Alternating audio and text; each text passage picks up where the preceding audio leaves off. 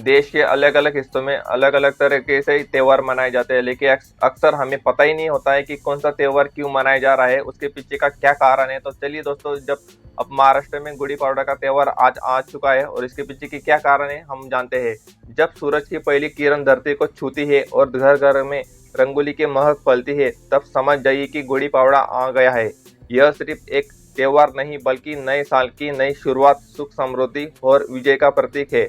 महाराष्ट्र समेत अन्य राज्यों में धूमधाम से मनाए जाने वाला यह पर्व हिंदू नववर्ष की पहली सुबह लेकर आता है।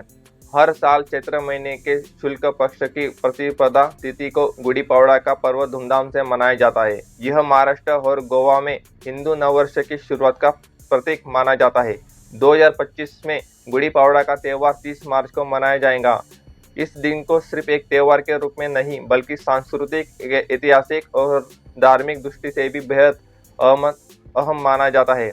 आइए जानते हैं कि इस पावन पर्व के महत्व, ऐतिहासिक से जुड़ी परंपरा के बारे में। गुड़ी पड़वा का क्या महत्व है? त्योहार की चमक दमक में हम अक्सर उनके असली महत्व को भूल जाते हैं। गुड़ी पड़वा केवल एक परंपरा नहीं बल्कि इसके पीछे गहरी सांस्कृतिक और आध्यात्मिक मान्यताएं जुड़ी हुई है।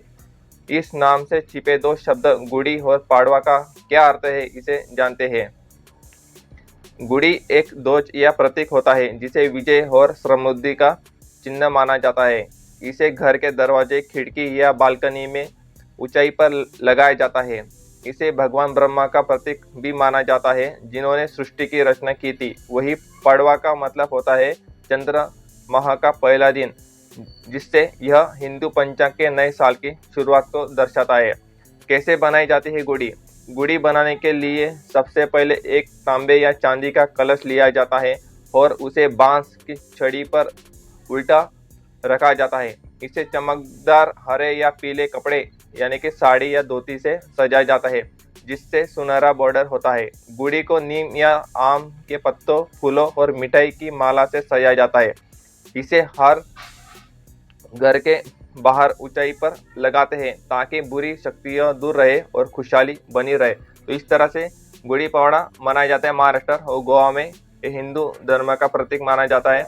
और पहले जब अंग्रेज हमारे देश में आए नहीं थे तो इसी तरह से हर राज्यों में इस तरह से त्यौहार मनाए जाते थे, लेकिन आजकल हम सिर्फ 1 जनवरी को ही नए त्यौहार की शुरुआत करते हैं, नए साल की शुरुआत करते हैं, उसी को हम नए साल की शुरुआत मानते हैं। लेकिन असल में ये हमारा कल्चर बिल्कुल भी नहीं है। हमारा कल्चर ये है कि अलग अलग राज्यों में अलग अलग तरह से त्यौहार मनाया जाए। तो आपको ये वीडियो कैसा लगा कमेंट करके जरूर बताइए और जितना हो सके चैनल को शेयर कीजिए, लाइक कीजिए, सब्सक्राइब जरूर कीजिए। जय हिंद दोस्तों।